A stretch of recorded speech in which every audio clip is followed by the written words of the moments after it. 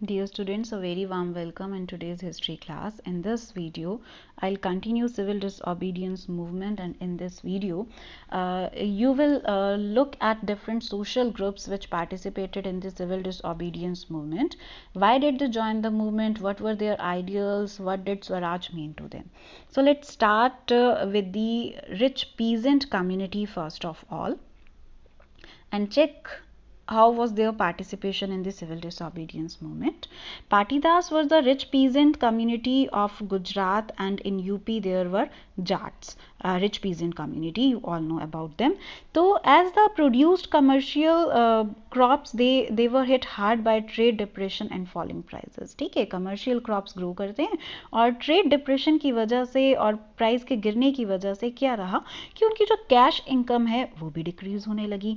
Cash income decrease होने लगी, लेकिन रेवेन्यू में तो किसी तरह का कोई भी डिक्रीज नहीं हुआ। तो वो क्या चाहते थे कि जो उनके ऊपर हाई रेवेन्यू इम्पोज किया हुआ है ब्रिटिश गवर्नमेंट ने, उसे उन्होंने अपोज किया और वो चाहते थे कि इसे कैंसिल किया जाए। And their main motive behind participation in the civil disobedience movement was that they think that it could be turned as a struggle against high revenue. वो ब्रिटिश गवर्नमेंट को अपोज कर सकते थे इसके थ्रू।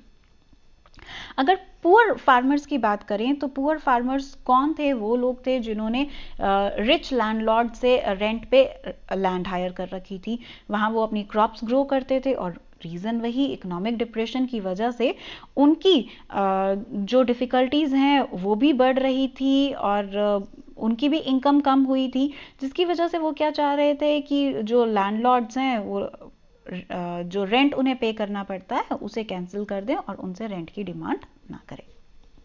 ठीक है, और ये जो पुअर फार्मर्स थे या पुअर पीजेंट्री थी, उन्होंने एक्टिवली पार्टिसिपेट किया in other radical movements which were led by socialist as well along with the civil disobedience movement.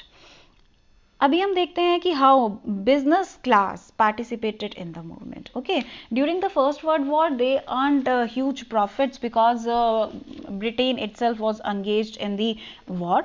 तो उस टाइम पे after first world war they organised themselves into different institutions so that their interest जो business interest हैं वो properly fulfil किए जा सकें। Indian industrial and commercial Congress form किया गया इन 1922। इन 1927 में FICCI, that is the federation of the Indian chamber of commerce and industries, वो उन्होंने फॉर्म किया। क्यों फॉर्म किया? ताकि जो उनके कॉमन बिजनेस इंटरेस्ट हैं उन्हें एक कॉमन प्लेटफॉर्म मिल सके। ठीक है, और ये जो बिजनेसमैन थे उनका क्या मकसद था पार्टिसिपेशन का इन सिविल डिसओबीडियंस मूवमेंट? वो कैसे ट्रीट करते थे स्वराज को? उनके लिए मतलब था कि जो ऑप्रेसिव कॉलोनियल पॉलिसीज हैं वो खत्म हो और वो अपना बिजनेस जो है फ्लरिश कर पाए, इस तरह का एनवायरनमेंट उनको इंडिया में मिले।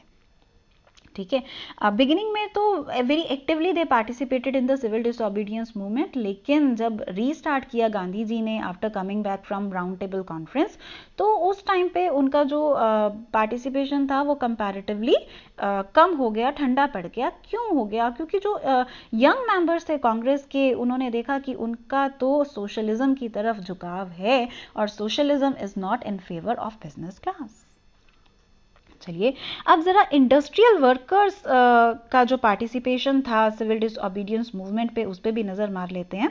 तो जो इंडस्ट्रियल वर्कर थे उनका जो सिविल डिसओबीडियंस में मूवमेंट में पार्टिसिपेशन था वो बहुत अच्छा नहीं कह सकते हैं, एक्टिव पार्टिसिपेशन नहीं था। बहुत ही कम लोग इस तरह के थे जिन्होंने एक्टिवली पार्टिसिपेट किया, जैसे कि नागपुर रीजन के जो इंडस्ट्रियल वर्कर्स थे उन्होंने पार्टिसिपेट किया। कुछ और भी थे जिन्होंने फॉरेन गुड्स को बायकॉट किया और उनका जो गांधीयन प्रोग्राम या गांधीयन आइडियाज़ है उसे सपोर्ट करने के पीछे क्या मकसद था? वो ये चाहते थे जो उनकी पुअर वर्किंग कंडीशंस हैं उसमें सुधार हो, उनके उन जो वेजेस हैं वो इम्प्रूव हों। ओके, और उनका एक्टिव पार्टिसिपेशन ना होने की वजह ये भी थी कि जो कांग्रेस थी जो उसमें तो इंडस्ट्रियलिस्ट जो थे वो कांग्रेस के क्लोज थे, ओके, जिसकी वजह से वर्कर्स जो हैं वो एक डिस्टेंस बनाए हुए थे मूवमेंट से। लेकिन जैसे मैंने आपको बताया, कुछ वर्कर्स जैसे नागपुर के थे, उन्होंने पार्टिसिपेट किया और उनका मकसद क्या था, वो ये चाहते थे कि उनकी डिमांड्स जो हैं वो भी फुलफिल हो। लेकिन कांग्रेस को इंडस्ट्रियलिस्ट का सपोर्ट चाहिए था, इसलिए उन्होंने वर्कर्स की जो डिमांड है उसको इतनी इम्पोर्टेंस नहीं दी। अब बात कर लेते हैं women participation in civil disobedience movement की।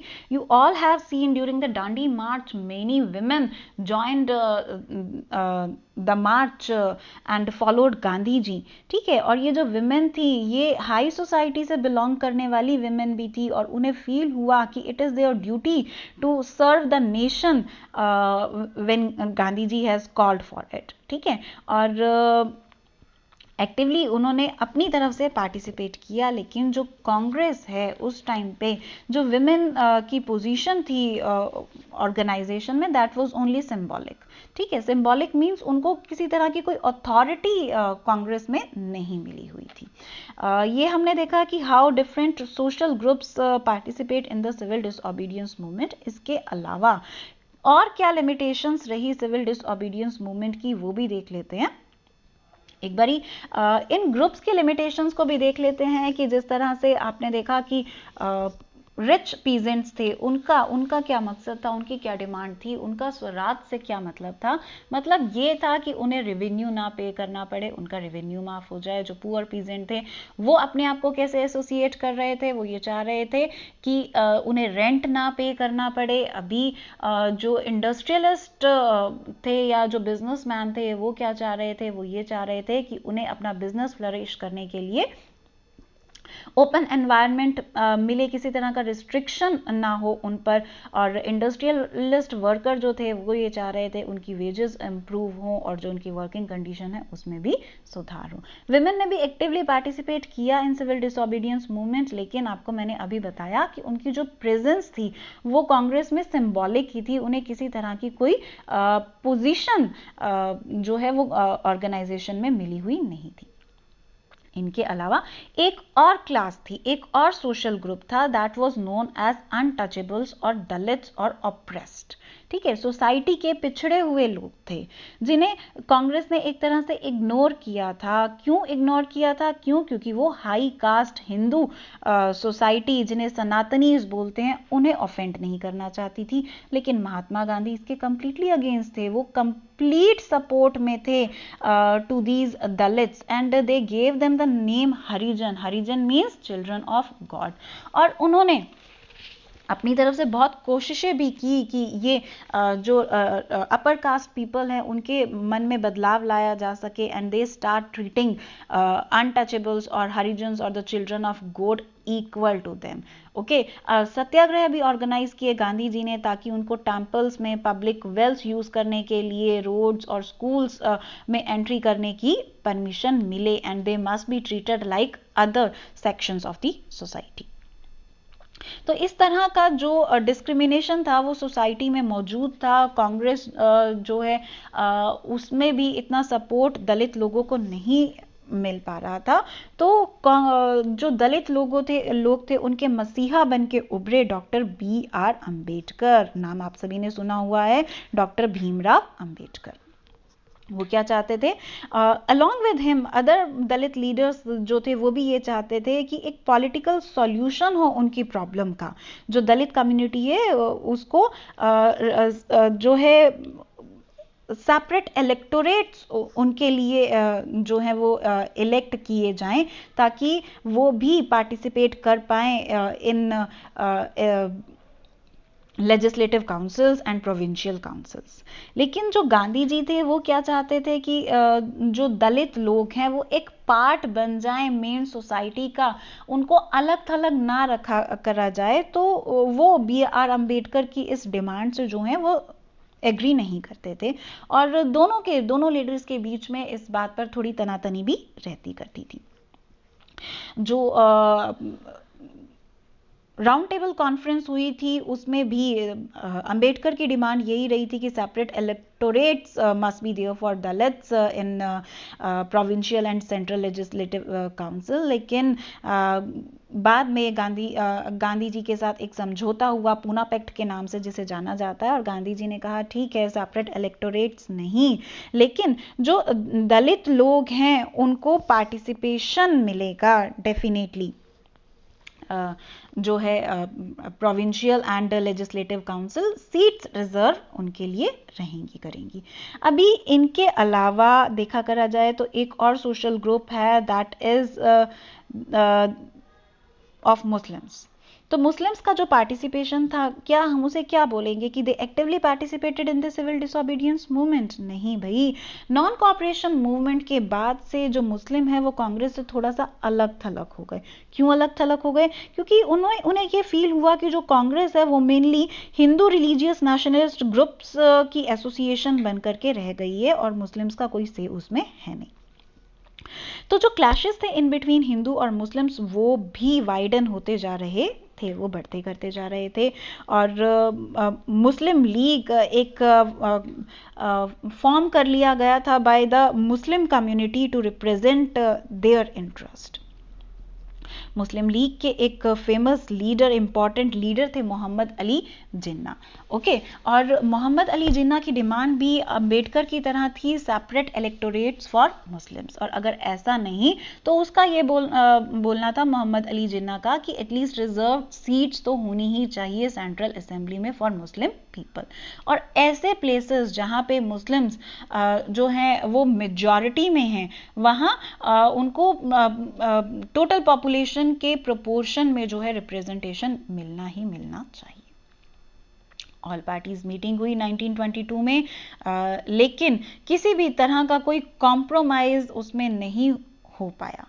तो जो सिविल डिसोबीडियंस मूवमेंट थी वो डिफरेंट कम्युनिटीज़ के बीच में एक इस तरह का एटमॉस्फेयर उस टाइम पे क्रिएट हो गया, जिसे हम बोल सकते हैं सस्पिशियस एटमॉस्फेयर, और एक दूसरे के लिए डिस्ट्रस्ट वाली फीलिंग वाला एटमॉस्फेयर जो था वो डिफरेंट कम्युनिटीज़ के बीच में क्रिएट हो गया। आप देख सकते हो जो रिच पीजेंट्स हैं और पुअर पीजेंट्स हैं उनके इंटरेस्ट क्लैश कर रहे हैं, जो इंडस्ट्रियलिस्ट हैं और जो इंडस्ट्रियल वर्कर्स हैं उनके इंटरेस्ट आपस में क्लैश कर रहे हैं, दलित कम्युनिटी है उसको भी अपने इश्यूज हैं, मुस्लिम कम्युनिटी है उसके भी अपने इश्यूज हैं।